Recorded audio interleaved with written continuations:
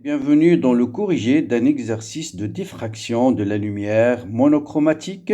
Donc voilà le schéma de diffraction classique. Et après, on va intercaler, donc insérer entre l'écran et le laser, une épaisseur, une lame formée par un matériau qui est le plexiglas d'indice de réfraction N. Donc on va le mettre ici. Et on va voir que la largeur de la tache centrale va changer. Et à partir de la mesure de la tache centrale, de la distance D', c'est-à-dire la largeur de la lame de plexiglas, on va voir qu'on peut déterminer l'indice de réfraction. Donc voilà l'objectif de cet exercice. Donc voilà, on vous dit on éclaire par une fente de largeur A par une lumière monochromatique de longueur d'onde lambda 0. On obtient une tache centrale. Voilà les caractéristiques, sa largeur, la distance entre l'écran et le laser, la largeur de la fente et la vitesse de la lumière. Bon, qu'appelle-t-on ce phénomène? Bien sûr, il s'agit de la phénomène de diffraction. La nature de la lumière mise en évidence, c'est la nature ondulatoire. Qu'est-ce qu'on appelle une lumière monochromatique? Mono, ça veut dire une seule longueur d'onde. Comment peut-on s'assurer qu'elle est monochromatique? On peut utiliser par exemple le prisme et voir que la lumière n'est pas dispersée. Déterminer la valeur de lambda 0, donc je vais commencer à le corriger à partir de là. Ensuite, on intercale un bloc de plexiglas de forme parallélogramme de largeur D' et on remarque que la tâche de largeur de la tâche centrale va changer. Et en mesurant la largeur de cette tâche centrale, l'épaisseur de cette lame, on vous demande de montrer que l'indice de réfraction, bon, je n'ai pas noté les questions, voilà, je vous donne la question. Voilà, de montrer que l'indice de réfraction est donné par cette relation. N est égal à L fois D'. Donc D', c'est l'épaisseur de plexiglas divisé par L' fois D moins L, facteur de D moins D'. Donc D, c'est toujours la distance entre le laser et l'écran. Voilà, bien sûr, après, essayez de faire une application numérique pour déterminer l'indice de réfraction du plexiglas. Je rappelle d'abord la base, schéma de diffraction classique. Vous avez un laser, une fente d'épaisseur de largeur petit a et un écran situé à une distance d. On s'intéresse qu'à la tâche centrale. On travaille toujours avec des angles très faibles, ça veut dire tangente θ est de l'ordre de θ. Faites attention, l'angle il est en radians. Quand on fait tangente θ est de l'ordre de θ, θ est en radians. Bon, regardez le schéma, tangente θ, c'est cette distance divisée par, qui est L sur 2 divisé par D, donc c'est L sur 2D.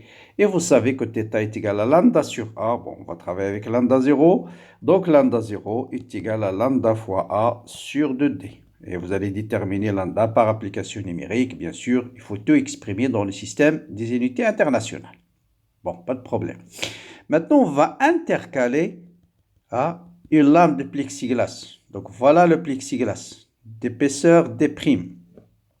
Bien, quand le rayon lumineux va arriver à l'interface, là je passe d'un milieu d'indice 1 à un milieu d'indice N. Bon, je vous rappelle d'abord ce qui se passe. Les lois de réfraction, quand vous passez d'un milieu 1 à un milieu d'indice N, le rayon incident va être réfracté. Et comme N il est toujours supérieur à 1, le rayon réfracté il est plus petit que l'angle incident. Donc le rayon va se rapprocher de la normale. Donc le rayon va se rapprocher de la normale. Et vous avez bien sûr la loi de diffraction de Descartes, les lois de Descartes. Sinus I est égal à N sinus R. Et pour les angles petits, on peut dire que I en radian, c'est de l'ordre de N fois R. C'est ça la relation avec laquelle on va travailler ici. Bien, revenons au schéma. Voilà le rayon incident. Il va être réfracté sur ces interfaces. Voilà la normale, ça c'est la normale qui sépare le milieu d'indice 1 et le milieu d'indice N. Et voilà l'angle de réfraction, petit r. La même chose ici, donc le rayon ici, c'est symétrique, il va être réfracté ici. Voilà l'angle d'indice R. Bon, je vais noter cette distance-là, L0, de tout ça à là. La largeur de la tâche centrale d'après l'exercice, c'est L'. La distance entre l'écran et le laser, c'est toujours D. Voilà l'épaisseur D'. Donc là, il suffit juste d'appliquer les lois de réfraction, tout simplement. Donc vous avez d'une part, dans le schéma initial, tangente θ est égal à L sur 2D. Ça, c'est la relation 1. Et dans le schéma 2, vous voyez bien que tangente θ, c'est quoi? C'est cette distance divisée par celle-là. Cette distance, j'annote cette distance-là, je le note L0, donc L0 sur 2 divisé par cette distance-là, qui est quoi? Qui est D moins D'. Et bien sûr, tangente θ est de l'ordre de θ, donc θ est égal à L0 sur 2 facteurs de D moins D'. Voilà la relation 3. Bien sûr, les lois de Descartes, sinus θ est égal à n sinus R. Avec R, c'est cet angle. Et vous voyez bien que sinus R, c'est cette distance-là que j'appelle x moi sur D'. X sur... Parce que sinus R, normalement, est de l'ordre de R. Pardon, plutôt il faut dire sinus R, c'est de l'ordre de R, qui est de l'ordre de tangente R, qui est x sur D'. X, voilà cette distance-là, je l'appelle x sur D'. D'accord? Avec x est égal à quoi? Cette distance x, c'est quoi? C'est L', à laquelle je retranche L0. Il va me rester x là et x là, c'est 2x. Donc 2x est égal à L' moins L0. Voilà, et on a toutes les relations nécessaires. D'accord? Une fois que vous avez compris ça, le reste, c'est des calculs. Vous voyez bien que x plus x, c'est quoi? C'est L' moins L0. Voilà. Bien, maintenant... J'applique les lois de Descartes. Sinus θ qui est de l'ordre de θ est égal à n sinus R. Donc n est égal à θ sur R.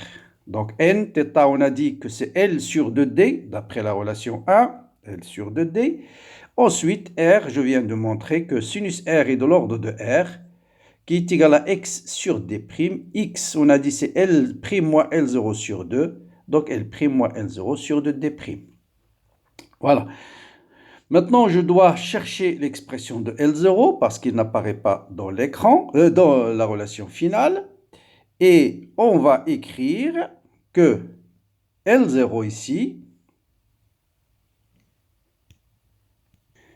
en utilisant la relation A et 3, ça c'est θ qui est égal à L sur 2D. Et en même temps, θ est égal à, vous voyez bien que θ aussi, ici, est égal à L0 sur 2 facteurs de D moins D', d'après relation 2 au 3. 3 plus la relation 1. Voilà. J'écris L sur 2D est égal à L0 sur 2D moins D'. Donc L0 est égal à quoi? Est égal à L, en simplifiant par 2, est égal à L, facteur de D moins D' sur D. Voilà. Je remplace L0 ici, dans cette relation, et vous avez la relation finale. Donc, en remplaçant L0 par sa valeur, voilà, en simplifiant par D, et ça vous donne D fois L'. Ce D va se simplifier avec celui-là, et vous avez la formule de l'indice de réfraction finale. C'est L fois D' sur D fois L' moins L facteur de D moins D'. Donc, vous voyez bien qu'en mesurant la largeur de la tâche centrale L, avant l'intercalation, après l'intercalation, en connaissant l'épaisseur, on peut déterminer l'indice de réfraction d'un milieu matériel. Donc voilà un petit exercice de point de vue application intéressant. Ça vous montre l'une des applications de la diffraction, c'est de déterminer l'indice de réfraction des matériaux. Voilà, bon courage, bonne continuation et à bientôt.